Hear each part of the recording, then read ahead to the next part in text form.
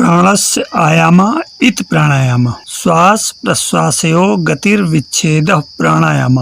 उक्त सूक्त का अर्थ है प्राण की स्वाभाविक गति, श्वास प्रश्वास को रोकना प्राणायाम है।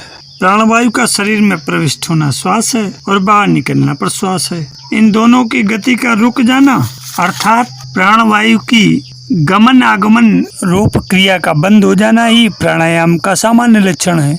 प्राणायाम के बारे में सभी ने सुना और प्राणायाम की विधि व लाभ के बारे में पढ़ा भी है, लेकिन प्राणायाम करते कैसे हैं, इसकी प्रक्रिया क्या है तथा ये किस तरह से लाभ पहुंचाता है, ये कम ही पढ़ने को मिला होगा। थ्योरी और प्रैक्टिकल अर्थात सिद्धांत और प्रयोग, इन दोनों के बीच भी कुछ चीज होती है जिन्हें हम प्राणायाम की पूर्व तैयारी भी नहीं कह सकते हैं, बल्कि कहेंगे कि कुछ ऐसी बातें जिससे थ्योरी को समझने तथा प्रैक्टिकल को करने में आसानी हो। शरीर में स्थित वायु प्राण है। प्राण एक शक्ति है जो शरीर में चेतना का निर्माण करती है। हम एक दिन भोजन नहीं करेंगे तो चलेगा, पानी नहीं पिएंगे तो चलेगा, लेकिन सोचें क्या आप एक दिन सांस लेना छोड़ सकते हैं? सांस की तो हमें हर पल जरूरत होती है। जांच परख कर ही हम भोजन का सेवन करते हैं। जल का सेवन करते वक्त भी हम उसके साफपन की ही जांच कर ही लेते हैं, लेकिन क्या आप हवा की जांच परख करने के बाद ही सांस लेते हैं? पूरे भारत देश के शहरों की हवाओं में जहर घुला हुआ है और इस पर आप कभी कोई आपत्ति नहीं कर लेते। खैर, जब हम सांस लेते हैं तो भीतर जा रही हवा या वायु 5 भागों में विभक्त हो जाती है, या कहें कि वह शरीर के भीतर 5 जगह स्थिर हो जाती है। ये पंचक, पहला है व्यान, दूसरा है समान, तीसरा है अपान, चौथा है उदान और 5वां है प्राण। उक्त सभी को मिलाकर ही चेतना में जागरण आता है। स्मृतियां सुरक्षित रहती हैं, मन संचालित होता रहता है तथा शरीर का रक्षण व क्षरण होता रहता है। उक्त में से एक भी जगह दिक्कत है तो सभी जगह उससे प्रभावित होती है और इसी से शरीर, मन तथा चेतना भी रोग और शोक से घिर जाते हैं। चर्बी, मांस, आंत, गुर्दे, मस्तिष्क, श्वास नलिका, स्नायु तंत्र और खून आदि सभी प्राणायाम से शुद्ध और पुष्ट रहते हैं। व्यान का अर्थ 2 चर्बी तथा मांस का कार्य करती है।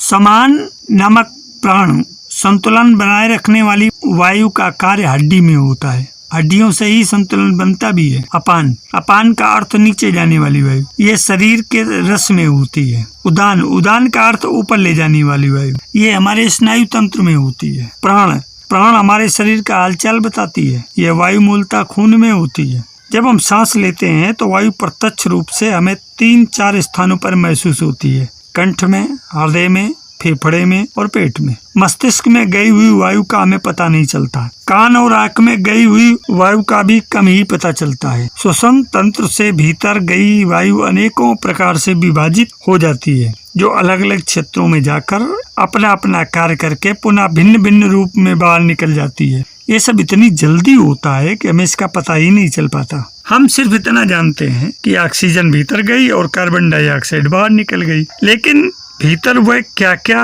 सही व गलत करके आ जाती है, इसका कम ही ज्ञान हो पाता है। सोचें, ऑक्सीजन कितनी शुद्ध थी तो अच्छी बात है। वह हमारे भीतरी अंगों को भी शुद्ध और पुष्ट करके सारे जहरीले पदार्थ को बाहर निकालने की प्रक्रिया को सही करके ही आ जाएगी।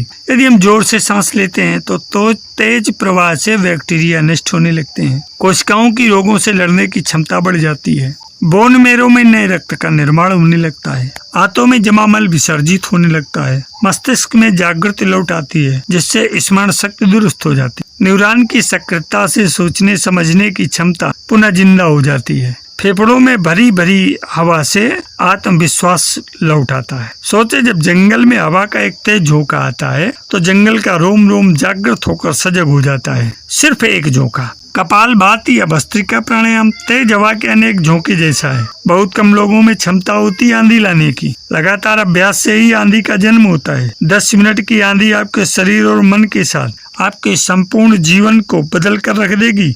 हृदय रोग या फेफड़ों का कोई रोग है तो ये कतई न करें। प्राण धन आयाम अर्थात प्राणायाम प्राण का अर्थ है शरीर के अंदर नाभ, हृदय और मस्तिष्क आदि में स्थित वायु जो सभी अंगों को चलायमान रखती है। आयाम के 3 अर्थ हैं। प्रथम दिशा और द्वितीय योगानुसार नियंत्रण या रोकना, तीसरा है विस्तार या लंबायमान होना। प्राणों को ठीक ठीक गति और आयाम दे, यही प्राणायाम है। लोगों की सांसें उखड़ी उखड़ी रहती हैं, अराजक रहती हैं या फिर तेजी से चलती रहती हैं। उन्हें पता ही नहीं चलता कि कैसे चलती रहती हैं। क्रोध का भाव उठा तो सांसें बदल जाती हैं, काम वासना का भाव उठा तब सांसें बदल जाती हैं।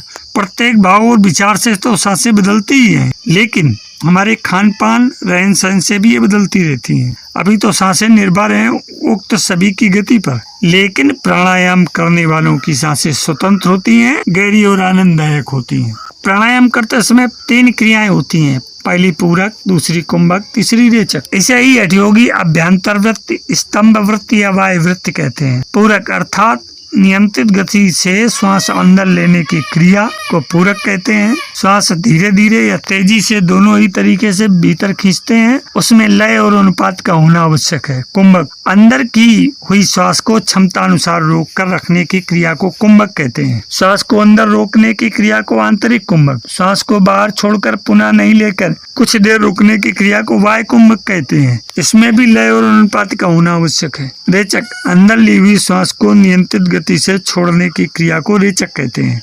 श्वास धीरे धीरे या तेजी से दोनों ही तरीके से जब छोड़ते हैं तो उसमें लय और अनुपात का होना आवश्यक है। बढ़ती उम्र, कुछ स्वास्थ्य स्थितियां और गतिहीन जीवन शैली सहित कई कारक हमारे फेफड़ों की क्षमता को कम कर सकते हैं। श्वास संबंधी व्यायाम फेफड़ों की क्षमता बढ़ा सकते हैं और आपके फेफड़ों को अधिक कुशलता पूर्वक कार्य करने में मदद कर सकते हैं। धूम्रपान छोड़ना, वायु प्रदूषण से स्वयं को बचाना तथा स्वस्थ आहार खाना जैसी रणनीतियां भी आपको आसानी से सांस लेने में मदद कर सकती हैं। आप अपने दैनिक जीवन में फेफड़ों की क्षमता लगभग आधा उपयोग करते हैं, लेकिन जब अपने फेफड़ों को चुनौती देते हैं तो ये क्षमता बढ़ जाती है। व्यायाम या कठिन गतिविधियों के दौरान आप अपने श्वसन भार तंत्र पर भार बढ़ाते हैं और आपके फेफड़े ऑक्सीजन को लेने और इसे आपके पूरे शरीर में प्रसारित करने की अपनी क्षमता बढ़ाकर अनुकूलन करते हैं। तो हम अपने फेफड़ों की क्षमता कैसे बढ़ाएं, इस प्राणायाम को कैसे मजबूत करें, इसमें कुछ अभ्यास की आवश्यकता है।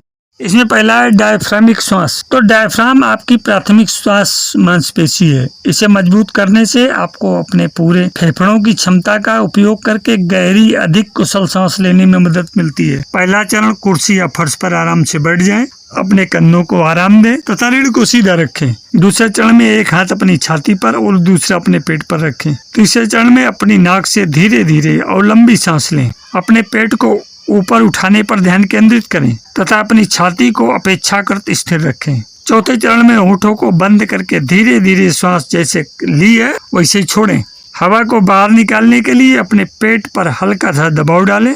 इस प्रकार 3 से 4 मिनट तक सांस लें। प्रारंभिक स्थिति में इसे समान 4 सेकंड में सांस ली है तो 4 सेकंड में छोड़ें। धीरे धीरे समय के अंतराल को बढ़ाएं। 4 से 6 सेकंड करें, 6 से 8 सेकंड करें। दूसरा है होंठ सिकोड़कर सांस लेना। होंठ बंद करके सांस लेने से आपकी वायु मार्ग लंबे समय तक खुली रहती है, जिससे अधिक ऑक्सीजन अंदर लेना आसान हो जाता है। पहले चरण में अपनी नाक से 2 बार तक धीरे धीरे सांस लें।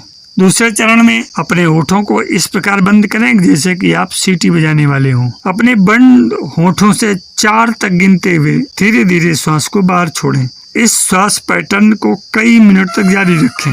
तीसरा है गुनगुनाना। सांस छोड़ते समय गुनगुनाने से शरीर में नाइट्रिक ऑक्साइड का स्तर बढ़ जाता है और नाइट्रिक ऑक्साइड आपके मस्तिष्क के कनेक्शन को फिर से बनाने में मदद करता है और रक्त वाहिकाओं को चौड़ा करता है, जिससे आपके शरीर के उन हिस्सों तक ज्यादा ऑक्सीजन पहुंच पाती है जहां इसकी जरूरत होती है। इसमें पहले चरण में कुर्सी पर या फर्श पर अच्छे आसन के साथ आराम से बैठें।